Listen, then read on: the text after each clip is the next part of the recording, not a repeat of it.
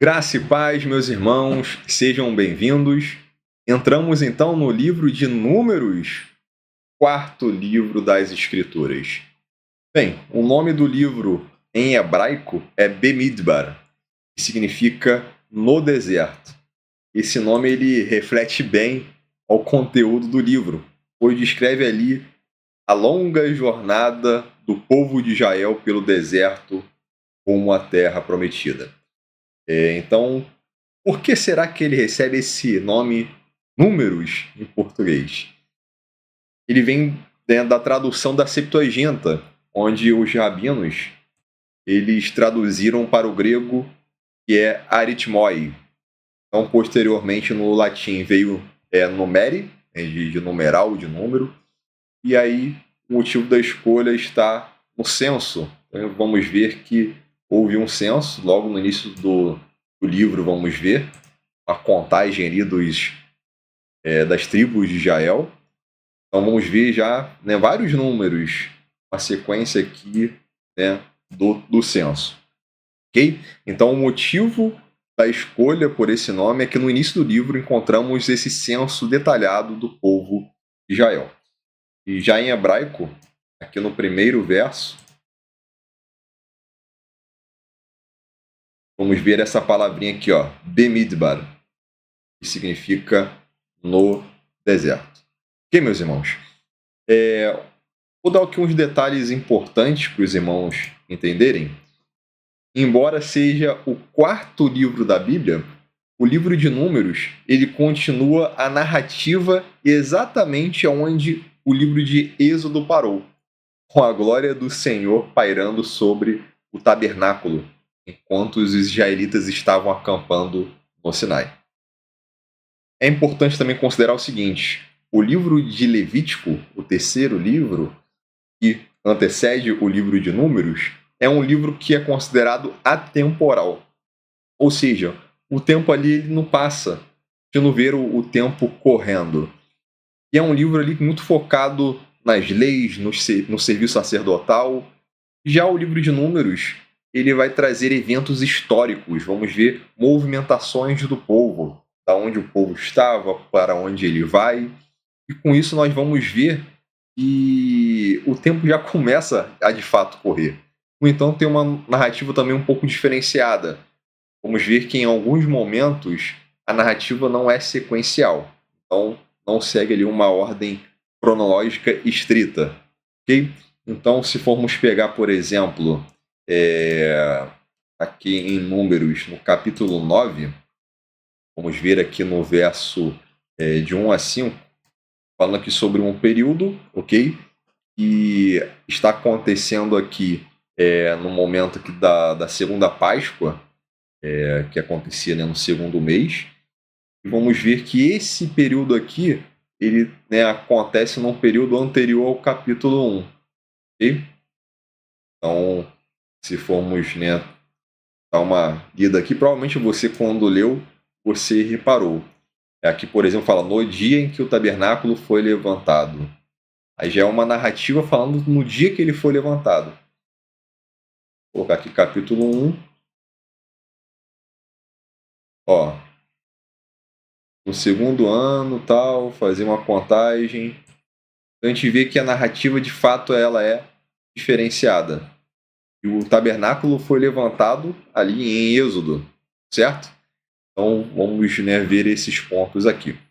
Agora, meus irmãos, voltando aqui no capítulo 9, gostaria de mostrar algo aqui no verso 15. Um texto bastante conhecido.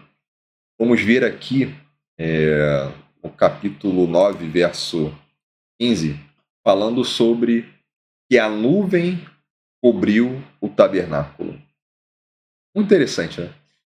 A nuvem cobriu. E havia algo parecido com fogo sobre o tabernáculo, desde a tarde até a manhã seguinte.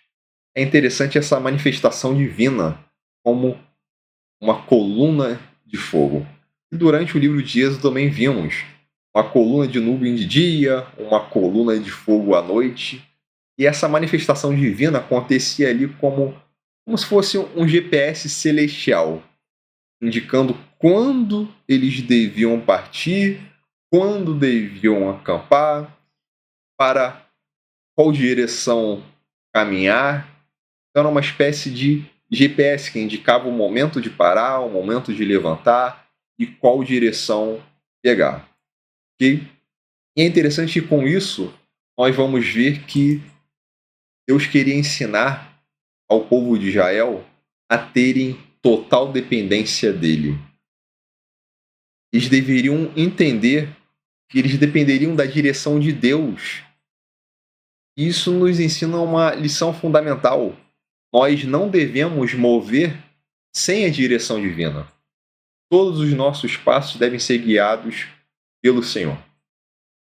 Assim foi com o povo de Israel, e a partir do momento que o povo entendeu isso, e vamos ver, né, com a nossa leitura, que houve, né, um momento ali de murmuração, e com isso surgiu, né, esse castigo de peregrinação por 40 anos no deserto.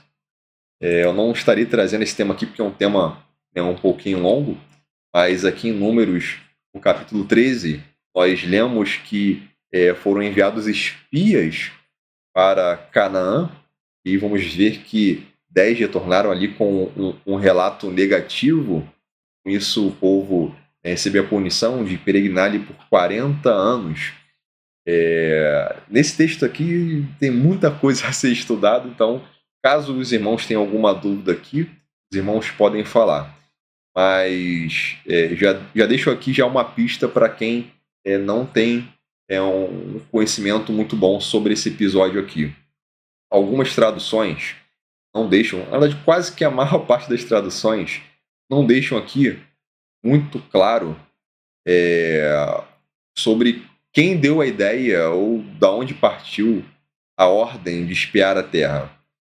Mas logo aqui no início, né, vamos ver como se Deus estivesse falando para enviar os homens para sondar a terra de Canaã.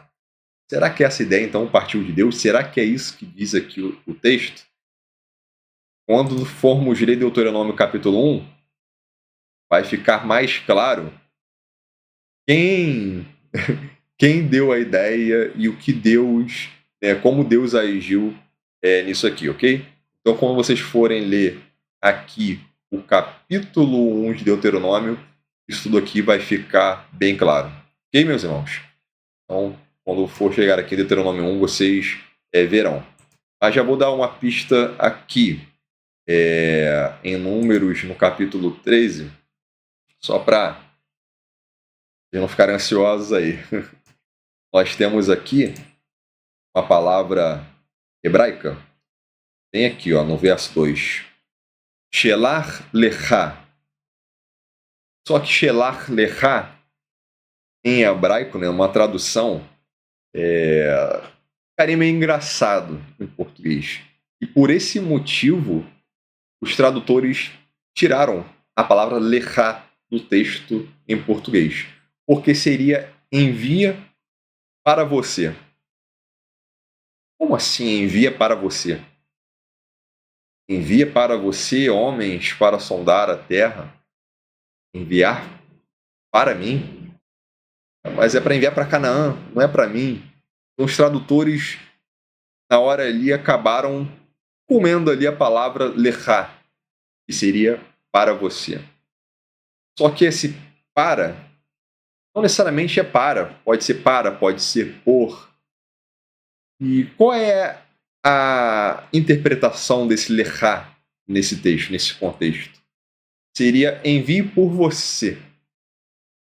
Ou seja, é como se Deus estivesse falando: Moisés, eu pedi para tomar posse da terra. E nós vamos encontrar essa explicação em Deuteronômio capítulo 1. Mas o povo está pedindo para enviar espias. E você está considerando essa ideia boa. Então, envie por você. Aqui, trazendo uma linguagem mais informal para facilitar a compreensão, envie por sua conta e risco. Então, essa seria a interpretação, né, mais informal. Falando nisso, eu acredito que eu tenho um vídeo aqui no canal que vai trazer, né, um pouco mais profundo essa interpretação.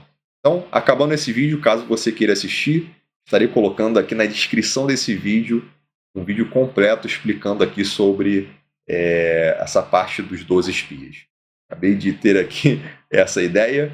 Não estava aqui no script falar a respeito dos 12 espias, acabei trazendo esse comentário, mas vamos voltar para Números 9. Então depois você pode assistir melhor sobre isso. Então em Números 9, no verso 15,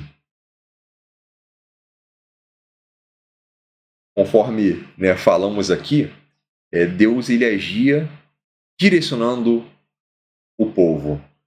E o povo teve que aprender a dependência total da direção de Deus. Meus irmãos, como será que nós agimos quando Deus nos dá uma direção que é inesperada? Caramba, Deus está me mostrando que é para me fazer isso, que é para ir por ali. Caramba, mas o que eu vou fazer se eu tiver que ir por ali? De repente é uma direção que vai trazer renúncia, é uma direção que vai quebrar o meu orgulho, que eu vou ter que me humilhar, que eu vou ter que ter uma espécie de prejuízo financeiro, ou uma direção que não tem lógica alguma aos olhos humanos, que eu possa ser criticado. Enfim, eu não sei. Mas muitas vezes Deus nos direciona para um lugar que é inesperado. Como será que nós reagimos perante isso? Será que nós estamos prontos a partir quando Ele determina, quando Ele fala, agora? Ou será que nós resistimos? Será que nós tentamos buscar um conforto, uma segurança dentro da nossa própria compreensão? Ou será que nós abrimos mão e seguimos a voz de Deus? Importante que venhamos a refletir sobre isso, porque durante os 40 anos de peregrinação, Deus supriu todas as necessidades do seu povo. Nem as roupas e nem as sandálias se desgastaram. Deus providenciou o maná, providenciou cordonizes, água da rocha. E muitas das vezes, nos dias de hoje, nós ficamos preocupados com as nossas necessidades materiais. Eu tenho tantas contas, tantas dívidas a pagar, desafios financeiros. Mas se nós olharmos para a fidelidade de Deus, se nós olharmos como Deus agiu no deserto, isso nos ajuda a lembrar que Ele é o nosso provedor e Ele faz ainda nos dias de hoje. Em meio às dificuldades, meus irmãos, precisamos confiar na provisão de Deus. Ou será que em meio à dificuldade você murmura, assim como muitos fizeram no deserto? Infelizmente, eu te digo, meu irmão, no momento da murmuração é que vinha o castigo, é que vinha ali uma punição divina que fazia o povo dar voltas e voltas e voltas no deserto por muitos e muitos e muitos anos. 40 anos por conta da murmuração. Não podemos perder a nossa fé. Isso é apenas um atraso na vida. Eu te digo, esses que murmuraram, que trouxeram ali um relato negativo da terra, não só foram punidos a ficar vagando pelo deserto, mas eles morreram no deserto. Eles foram impedidos de ver a terra prometida. Cuidado, não permita perder a fé, porque você pode perder a entrada no reino dos céus. Temos que ter muito cuidado com a murmuração, com coisas que venham nos atingir, que venham nos abater, de forma que a gente se sinta mais fraco, perder a fé. Isso é algo muito prejudicial. Ok, meus irmãos? E vamos ver que mesmo Deus abençoando, trazendo muita provisão de formas sobrenaturais, o povo frequentemente murmurava, se queixava. Meus irmãos, isso nos mostra o seguinte: nós somos muito rápidos em criticar, mas muitas das vezes, para agradecer, nós somos bem devagar. Ou somos em termos de frequência, mais vezes reclamamos e menos vezes agradecemos. Nós temos que ter muito cuidado com isso também. Eu sei que é desafiador, muitas das vezes,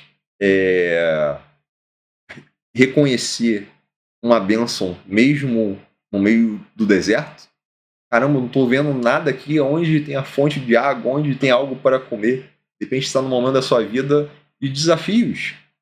Mas é importante que no meio desses desafios, a partir do momento que você ver ali uma provisão no meio do nada, caramba, eu não sabia como lidar com a situação, confia em Deus, está vendo aqui uma solução para isso.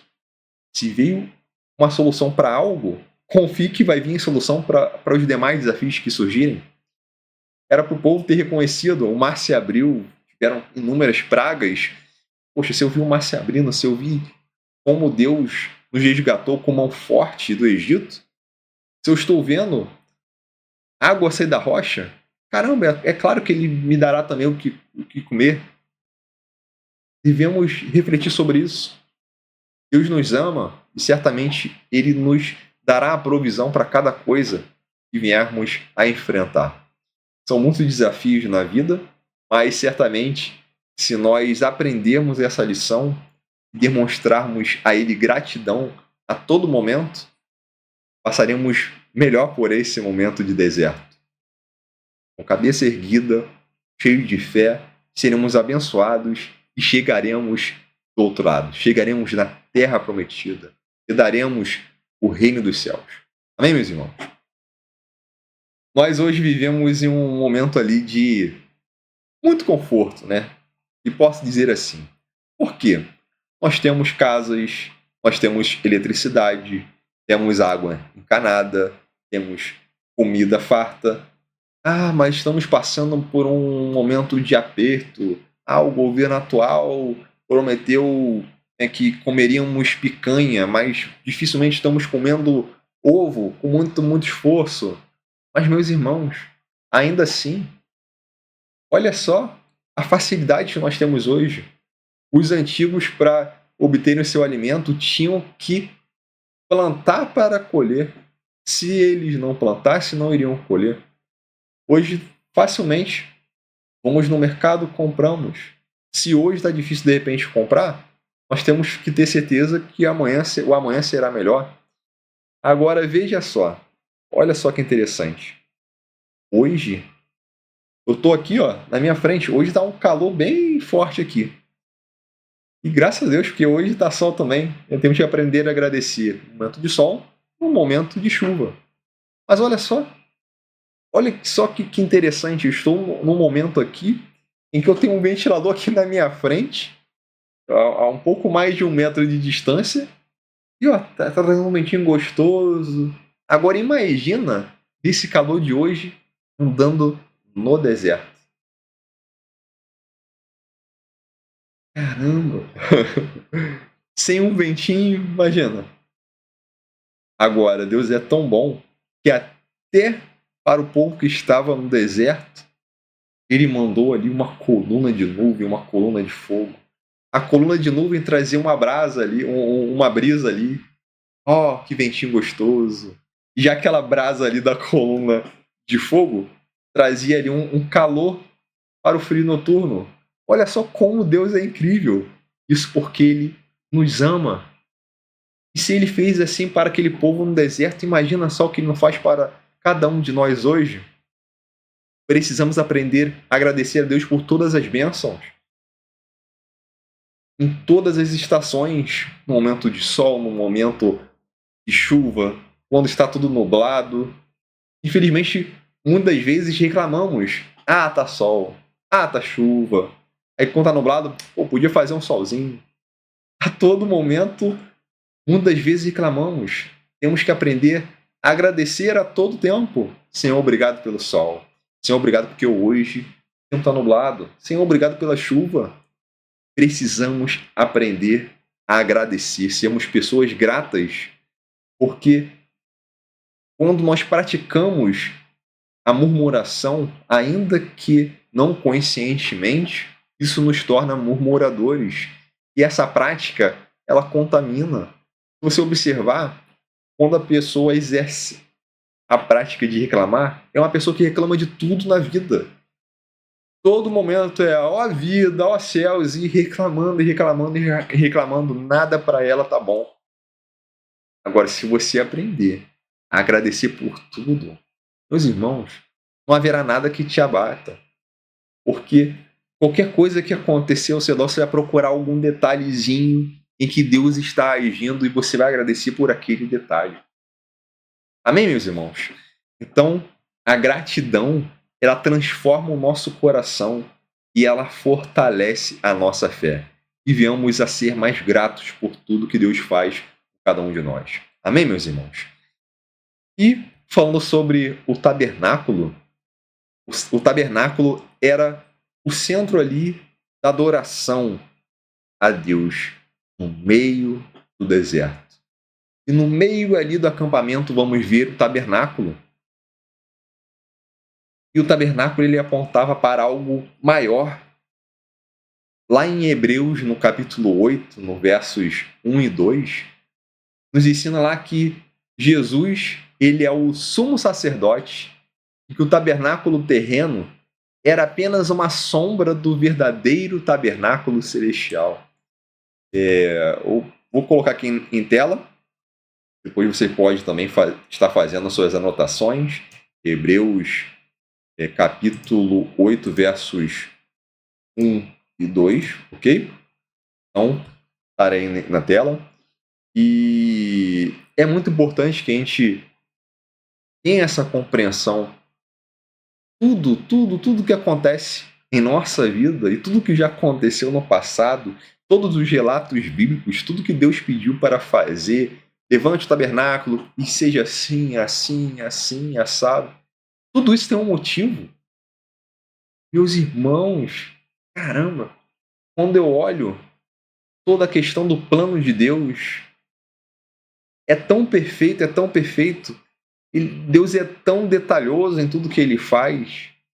Tudo isso apontava para algo maior.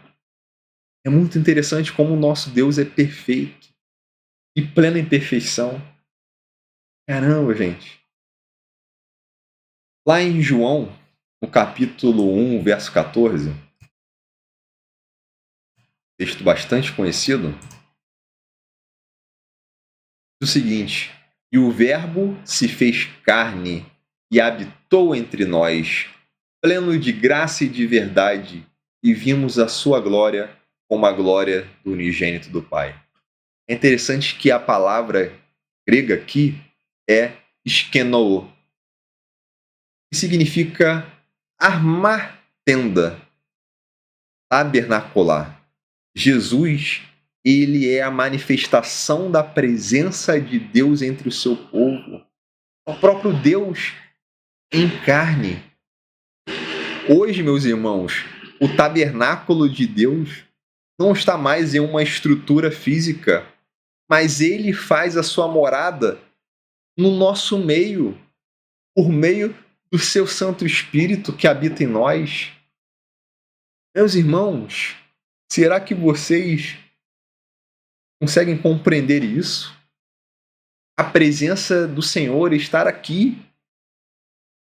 E é importante que você entenda isso, porque diariamente você tem que entender por onde você está andando, por onde você for, Deus está contigo. Inclusive, todas as coisas que você faz, Ele está vendo. Todas as suas ações estão sendo escritas em um livro. Isso tem que também nos provocar um certo temor. Aprendemos tanto sobre santidade no livro de Levítico. Será que estamos buscando a sermos santos? Talvez, se você entender que Deus está presente em cada momento da sua vida, nesse temor você passe a refletir mais e buscar mais da santidade dele. Poxa, o Senhor está vendo. Eu tenho que agradá-lo. Eu tenho que me purificar para que a presença dele continue aqui comigo. Porque se a presença dele, se o teu Espírito Santo sair, o que será de nós? Meus irmãos, precisamos ser conscientes, precisamos valorizar a presença de Deus, porque se ignorarmos isso,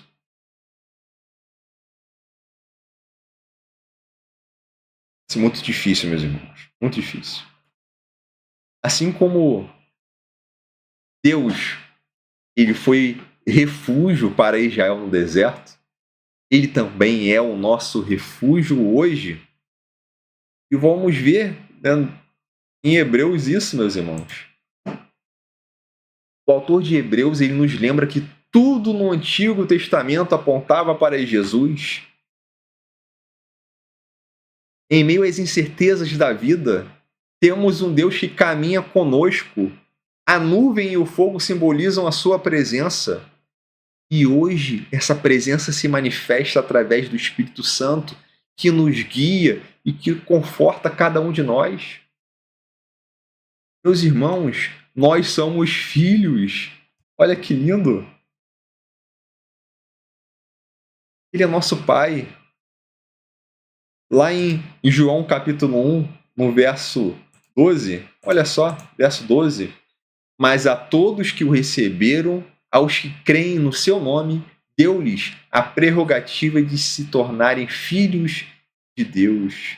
Olha só que lindo! Ele é nosso abrigo, ele é nosso provedor, ele é nosso guia fiel. No livro de Números, aprendemos que somos dependentes. Ensina sobre dependência, ensina sobre fé, sobre gratidão. E temos que aprender com a história de Israel e aplicar essas verdades em nossa jornada. Será que nós estamos seguindo a direção que Deus está nos dando com confiança? Será que estamos confiando em sua provisão? Será que estamos cultivando um coração grato? Será que estamos buscando a presença de Deus? Será que estamos valorizando a presença de Deus? Que possamos encontrar, meus irmãos, o Senhor Jesus em cada estação da nossa vida.